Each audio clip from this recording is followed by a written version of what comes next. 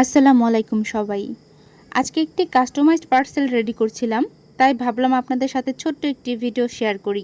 সাধারণত parcel ready করার ভিডিওগুলো করা হয়ে ওঠে না, তবে ইনশাল্লাহ এখন থেকে চেষ্টা করব নিয়মিত এমন ভিডিও পোস্ট করার। আজকের পার্সেলে ছিল 3 ইঞ্চি টবের 3টি সুন্দর পেপারোমিয়া গাছ, যেগুলো একসাথে সেট করে দেওয়া হয়েছে। এই ভিডিওটি করার মূল উদ্দেশ্য হলো আপনাদের দেখানো সঠিক মিডিয়া এবং যত্ন পেলে একটি গাছ কতটা হেলদি ও সতেজ থাকতে পারে।